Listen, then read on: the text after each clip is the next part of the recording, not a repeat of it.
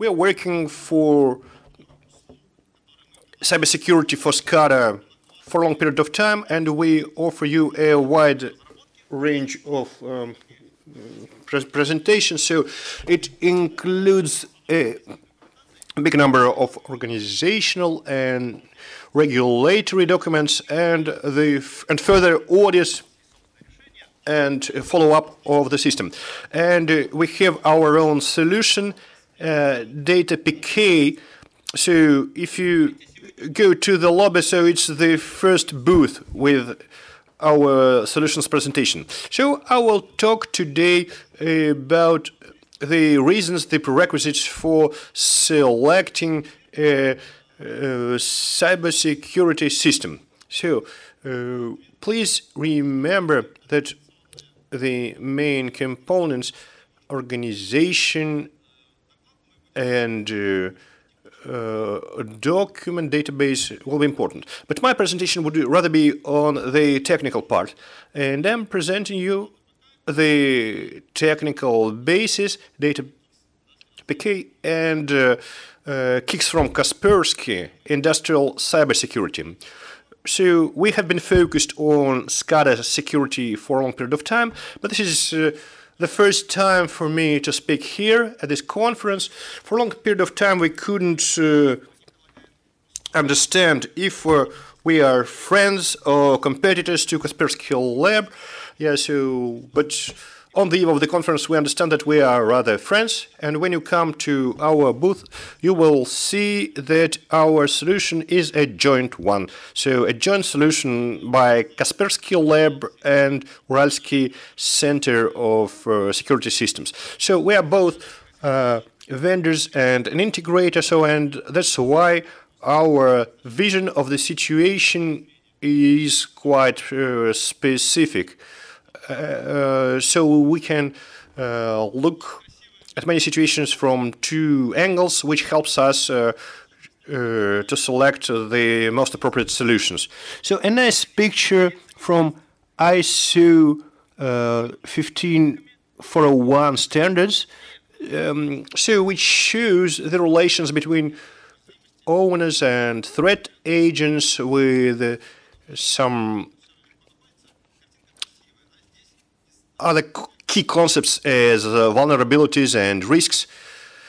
From the two perspectives, I show you the two main players, the owner and the insider, or the threat agents. But we don't have the regulatory body, the regulator. So let's see what are the interests, what important on this side of their approach, what defines the choice of this or that tool for SCADA protection. What are the interests of the owner, the threat agent, and the regulator? So three main drivers for the owners is the non-stop mode of his business, economic efficiency of the protection tools, the quality to price ratio, and compliance. Compliance is a driver in many industries, especially in terms of cybersecurity provision. In terms of threat agents, his key interest is the maximum damage to the business, then individual profit as a theft or reselling or getting higher profit due to his competitive edge and political reasons. And a regulator in terms of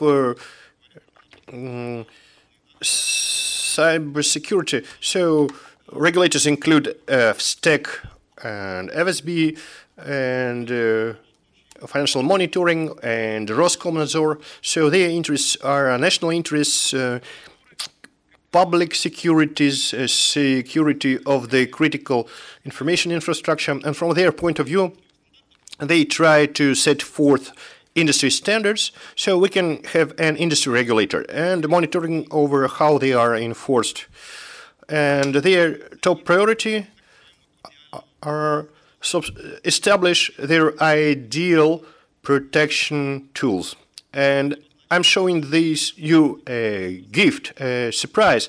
So opening this nice looking package, each of these sites wants a perfect solution. For an owner, based on his goals and interests, the perfect solution is the one which is efficient in protection, a cheap one, and requirement compliant. Do you agree, right? Thank you, Alexey. Yeah, right. For the threat agent. So the worst, the system is the best. And so the more expensive it is better. The people will not buy it. So the more important is the cybersecurity for SCADA, the better for the threat agents, logically. And at the end of the day, regulator, again, so his interests coincide with the interest of the owner, although the regulator doesn't really care about the price, about the budget of a CII object. The main point for him is compliance with the regulation and efficiency from measures taken. So, as I said, we are an integrator. Back in 2014, before budget for 2015 was allocated, I created this demotivating picture, which reminds us our topic in social. So a girl with bananas, so representing the budget and integrators. So you can change the number every year, but the situation is not likely to change. So from the side of the integrator, we have the two main stages. The design stage, when we make the initial choice of the solution, and later on implementation or follow-up stage. Yes, so going back to the banana topic, as soon as SCADA security became quite popular, so the market was flooded with SCADA solutions. I call them a banana now. So we used to have like a firewall, and it was selling well for many years, but now there is a new trend. Everyone needs SCADA protection, and now we have like a special purpose firewall for SCADA. So a banana solution. So this is a banana solution where you just change name, you change the tag name. Yeah, so in the first years we had SCADA solutions in a new package, in a new container. But at the stage of the design, many developers ignore how to assess the possible impact of this banana solution for SCADA. Who should be responsible for evaluating the performance of the solution? Should it be the SCADA vendor? But are you sure if the vendor would approve the development? And I told you about the budget. At the stage of implementation of follow-up, we have questions about what are the reasons for upgrading the new process. So if you implement the protection, the security tools, you are changing the design, the project design, and you need the reason for the change. The next point is how do you carry out the handover, the acceptance? Who is responsible for the operation of solution being implemented, and who would be responsible if anything goes wrong? And there are two approaches. Either the SCADA system lives its own life apart from the security system, or if both are implemented by different contractors, by different operators, and in case of an incident, they start to point at each other, trying to find whose guilt is that. And we have a wonderful approach. It came from our subcontractor, based on the real life, on practice. When a SCADA vendor or a company which does the maintenance for the SCADA is given a technical specification for information security. So it is their scope for implementing the cybersecurity system. And it's up to them to decide if they do it themselves or outsource a third party. But from the side of the customer, you have a contract when I don't have just a SCADA being provided, but also a security system. One of the best approaches from my point of view. And being a vendor,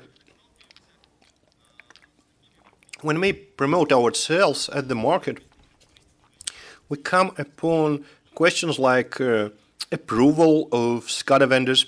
Many customers, when we would tell them we are now selling a solution, they would ask us about the reference list and where we work. And then they would ask if we have any arrangements with vendors and what my SCADA vendor would say if I offer him this security solution. The next question is about partners' competencies. I showed you that security solutions are just something technical, but you also need people and processes. And the way you build up your processes and introduce a solution, so it requires competences. So then competences should be with the integrator, the partner. And another important point is certification. I will cover certification separately, but trying to cover one of the best options. I told you about the maintenance and implementation as part of a single approach. It could be done at the stage of SCADA delivery. When security functions are integral in the functions of the SCADA, when the vendor supplies the cabinets, when a security solution is already integrated, so that's the simplest way. You don't have to produce a technical specification for the security system. You don't need to build it from scratch. It's already provided by the vendor. So, and we have cases with such an integration, but you have some buts. It's only possible for new and upgraded systems. With the existing systems, you have all the points I covered. So, regarding certifications and other options. So, before I tell you about a perfect security solutions from the point of view of different players. So their requirements can lead to technical specification.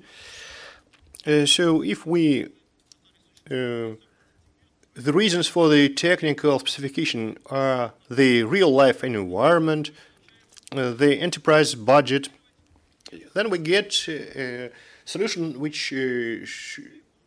should represent the best possible balance between the price and the quality. If the source of our requirement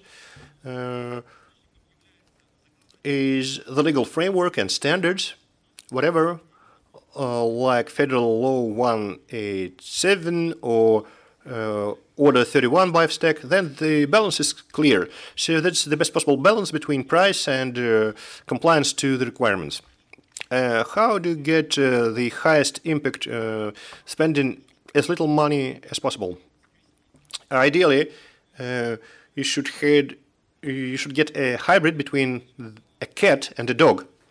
You need to have a balance between price, performance, or the highest possible protection, and compliance with the requirements. So we can take a solution, a dog, which was originally developed for compliance with certain requirements, and you try to add like real life protection, security, Yeah, I've not seen any similar cases in the Russian market. So if the solution is certified, yeah, we have an entire class of solutions. I will not give the names, not to offend anyone. But if they exist, so they exist only due to requirements of the legal framework. And we have option number 2, when you have an existing efficient solution which was reasoned by the market and real-life threats, it can become efficient and provide compliance with the requirements if it's supported by the certification. So then you need to select between the existing solutions that have been certified. I would suggest that you ask your vendors. So if the solution is certified, yes, but then ask them if you can buy an uncertified solution. Yeah, so that would be a good way. But you have a lot of obstacles for certification, which are limitations for the companies. And it's really good to hear that there are companies that overcame those challenges. You know, that to get a high level of certification, you need to disclose the source code, which is not always possible for a company with foreign co-ownership or involvement. And you also need to fix the original condition of the project, and you cannot change them without amending the certificate. So then all patches and updates for vulnerability are a problem. But you also have firewall. Не только отечественные, но и Not only banana solutions, certified solutions, Russian and foreign one. You have like the one-way gateways. You have antiviruses, and I'm proud to announce that KICS for nodes from Kaspersky lab are certified, that you have attack and intrusion identification systems like KICS for nets, certified by FSB, and also our solution, and I'm proud to say this as a representative of USSC, that our data PK has that certificate. And we're asking if it's possible to buy the solution without a certificate. My answer is yes, we certified it to comply with the requirements. So I'm now taking you to, and I would like to draw your attention to the statement that the solution we're trying to promote, that we now sell, we are not the developer. We have not, it's not our case that we developed a product first, but we were based on major project, on audits, and we started to design information system.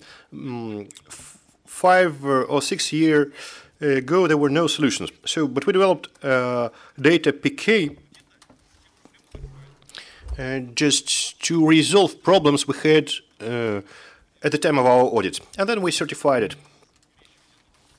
If you remember breeding of different domestic animals, cats and dogs, so we followed that way.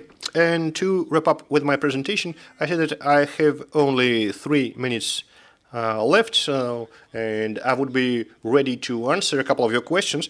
And I would like to announce a couple of communities and groups. So a lot has been said before the coffee break about Federal Law 187. There is a Facebook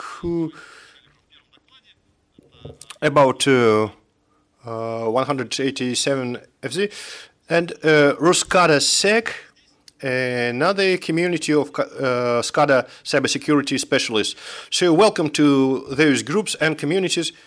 In both communities on Telegraph, you have more than 1,000 1,000 users, and you can find a lot on that. So now I would like to show you my contact details, my personal blog, and my email.